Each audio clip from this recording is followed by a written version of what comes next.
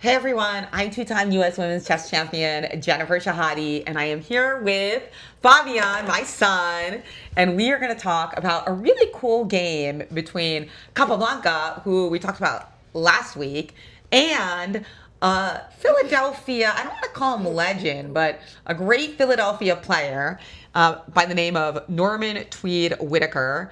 Here's a book about him called The Shady Side, The Life and Crimes of Chess Master Norman Tweed Whitaker by John S. Hilbert. Indeed, he was not only a chess master, but he was also a criminal. So he was involved in a lot of different scams, from insurance fraud to car theft to his most famous crime, attempted extortion, in a case involving a kidnapping where he pretended to have knowledge of the kidnapping and he tried to get money for it, but he just didn't know anything.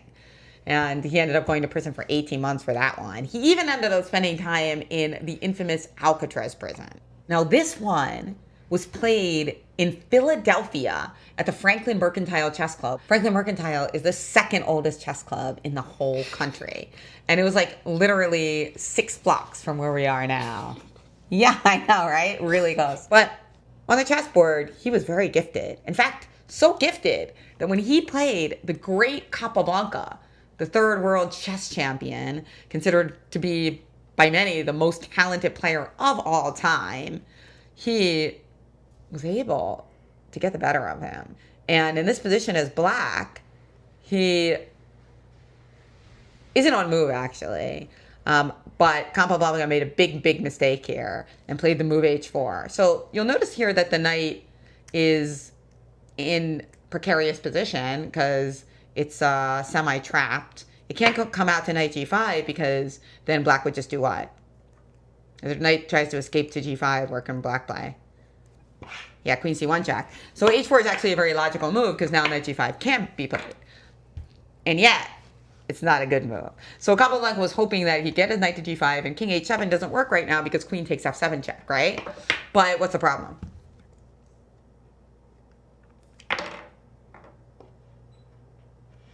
Queen c1 check, very nice. So if queen f1, what would Whitaker have done?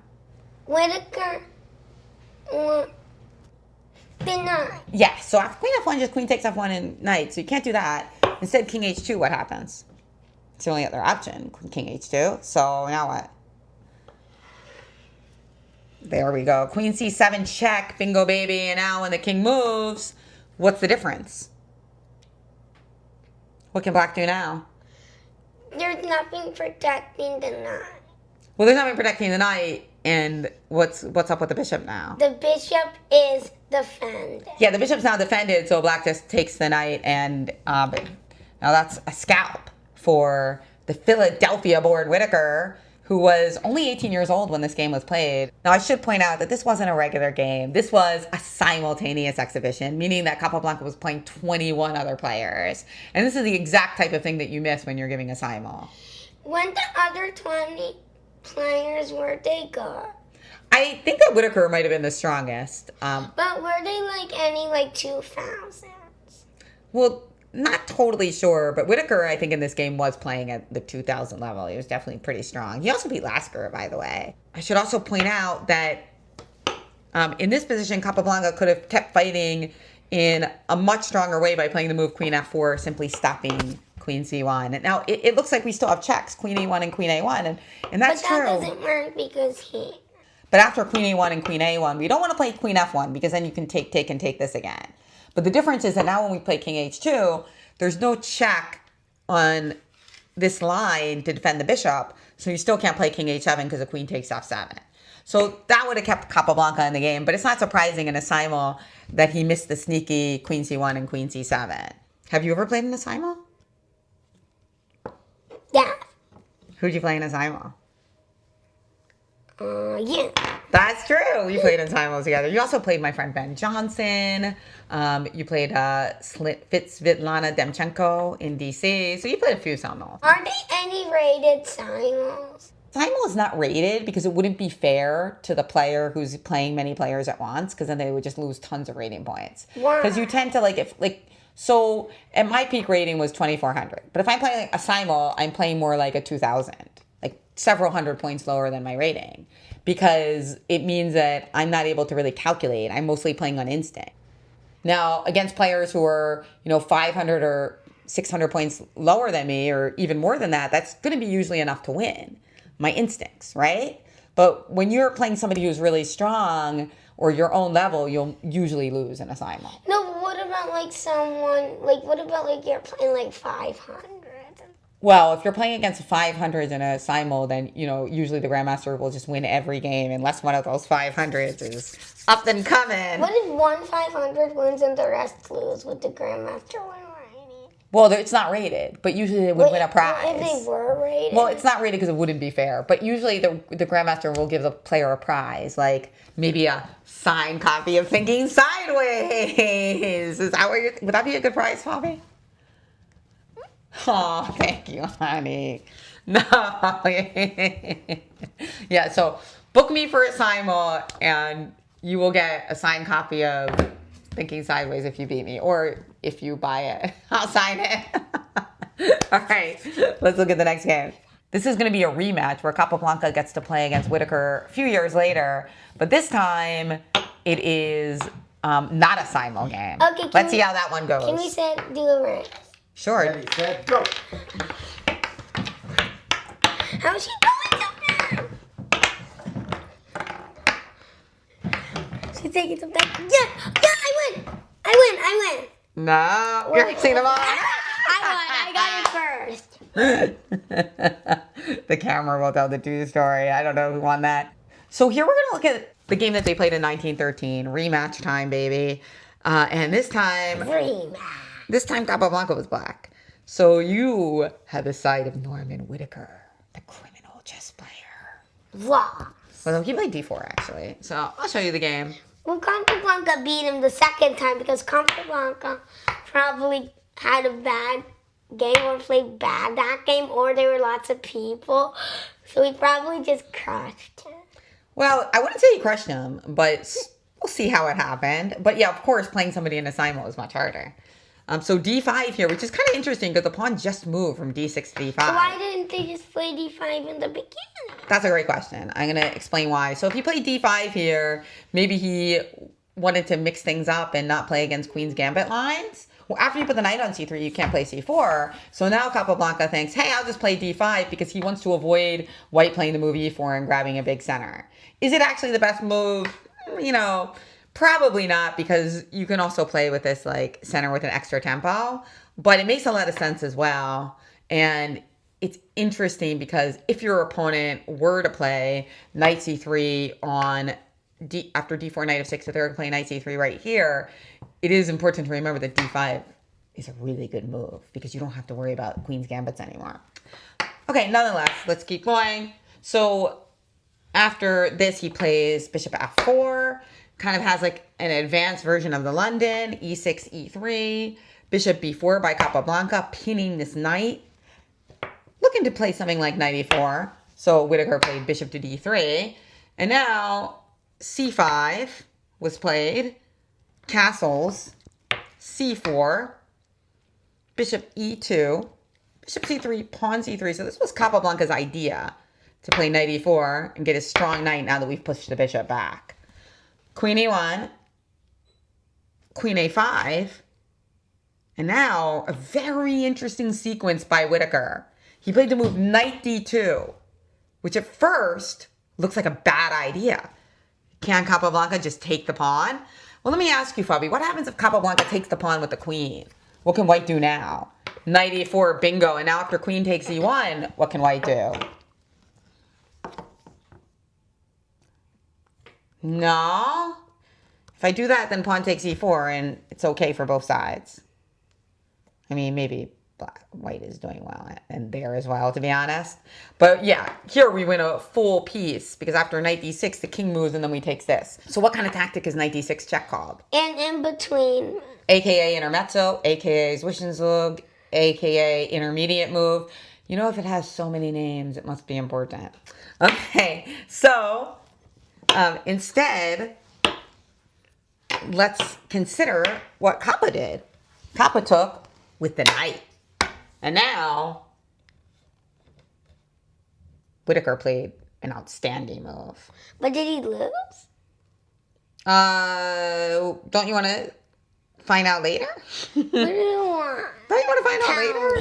Tell you. Okay, I'll whisper it. I'll whisper it so they don't know. Okay. You didn't hear that, right, guys? Okay, so what did White do here? White played an outstanding move here. But that's the thing, Fabian. People can get a winning game and still lose the game, especially if you're playing one of the greats. In fact, they say that when you're playing a top player, you have to win the game 3 times. You have to win it in the opening, you have to win it in the mid game, and you have to win it in the end game. Kind of like one of those horror movies where you have to keep beating the monster for them to really die. That's kind of how it is, because they fight back, they fight back, they fight back.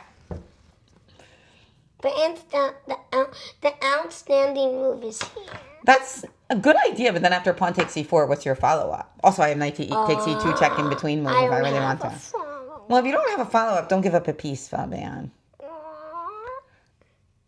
But when you see a good move, look for a badder one. When you see a good move, look for a badder one. Exactly. When you see a good move, look for a good one, a better one.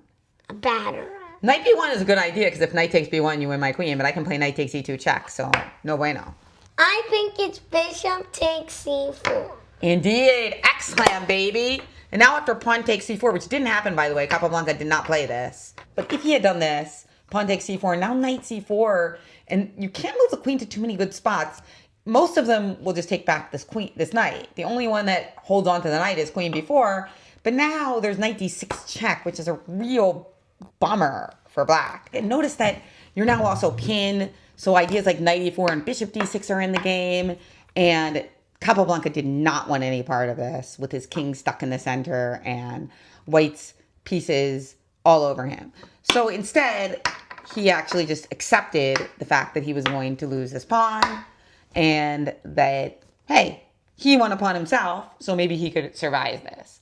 So after bishop takes e4, he just developed knight normal with knight c6, knight b3, queen b4, bishop d3, knight a4. This is a position. Now, as Whitaker, first question, in every chess game, well, not every chess game, but in many chess games, there becomes a crucial moment where you have to ask yourself, do I want to trade queens or do I want to say no, no, no? You're Whitaker. Capablanca has just played knight a4, saying, please trade queens with me. What would you do?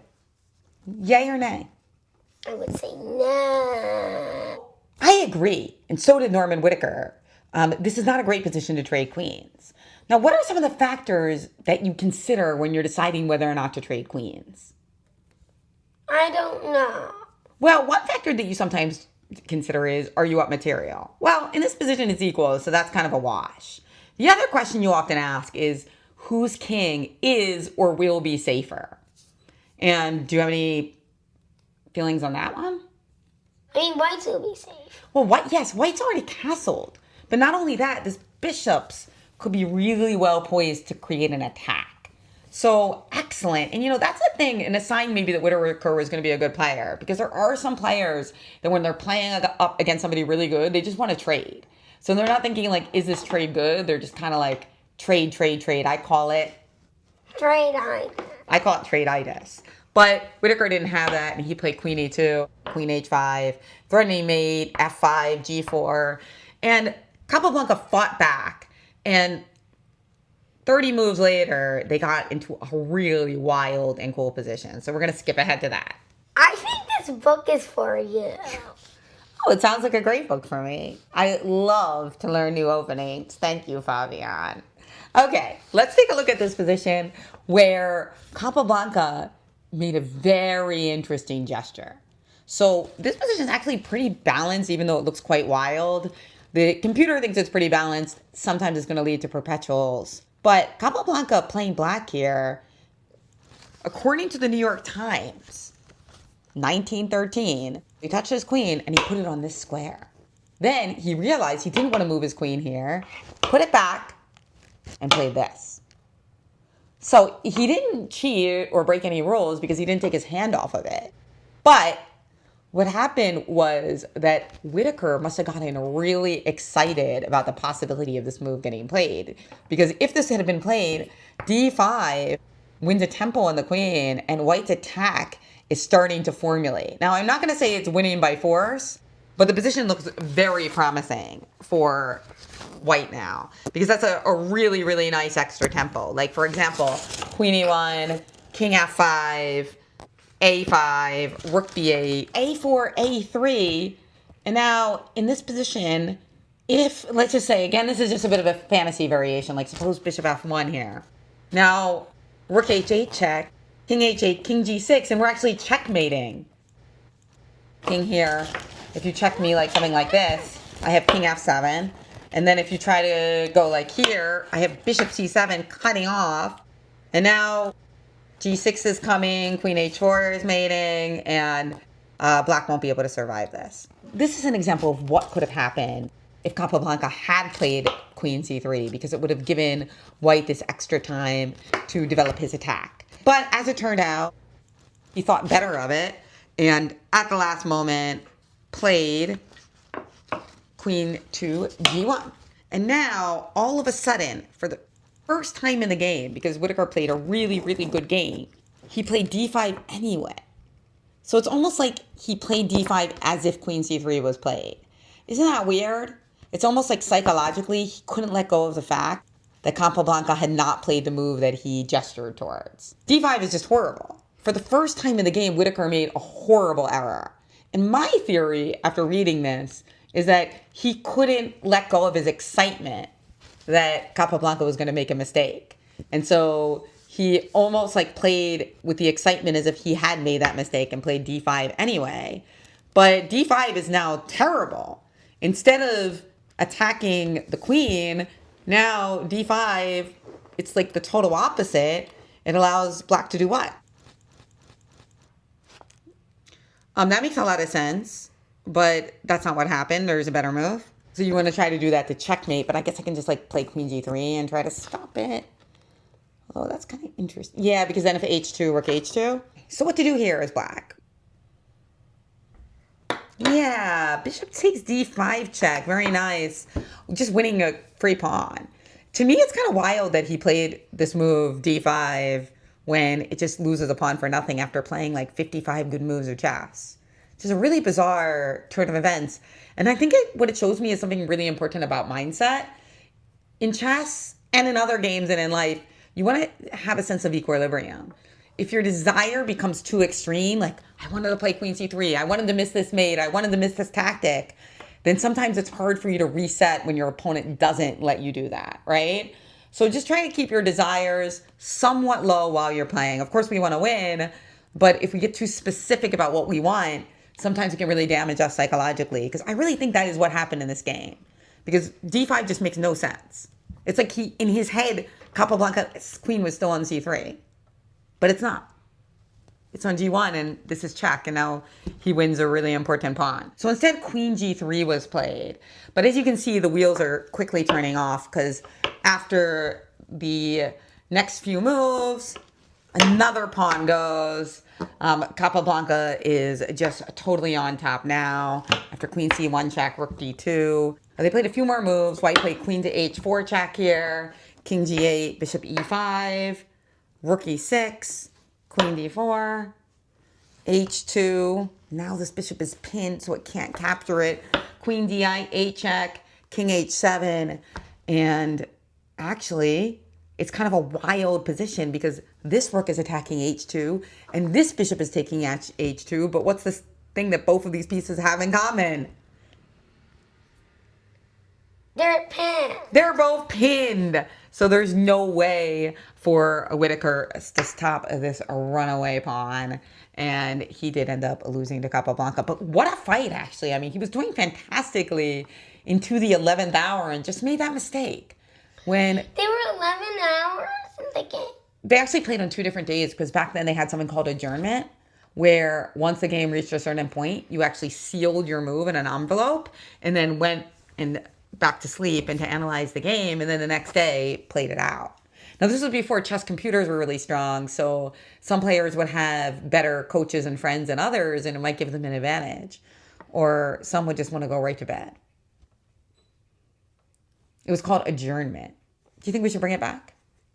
Like they send in notes? Oh, well, they didn't send notes. They basically sealed the next move. Like, so Capablanca would seal the move that he was going to make, and then they would come back the next day, open up the envelope, show the opponent what he was going to play, and they would both analyze. That was more fair. Because the thing is... What do you mean what he was going to play? Well, because the thing is, it wouldn't be fair. Think about it this way. Like, would it be fair to have a middle game position where you know the move that I'm going to play, so you get to study it from your point of view, where your opponent doesn't know what you're going to play in response? So the idea was that... So they both got the notation and was able to bring it back. Let's pretend you played 40 moves of chess, right? Okay? Now, you're going to make your 41st move. Instead of making it on the board, you write it down and put it in a secret envelope. Then you give it to the tournament director. Then the next day, the tournament director brings the envelope and you play the move on the board. And that night, you get to just kind of like do whatever you want to do. Analyze chess, go to bed. And so they don't have these anymore, adjournments. Chess is sped up. They don't have them anymore because it would just be people studying with their computers for 12 hours. And chess is already really hard. There's a lot of modern preparation. So they don't really want to make it more grueling than it already is. So what did you think of this game, Fab? I think it was cool. So in this battle, Capablanca got the best of Whitaker, but it was quite a battle. Okay, well, time to start reading.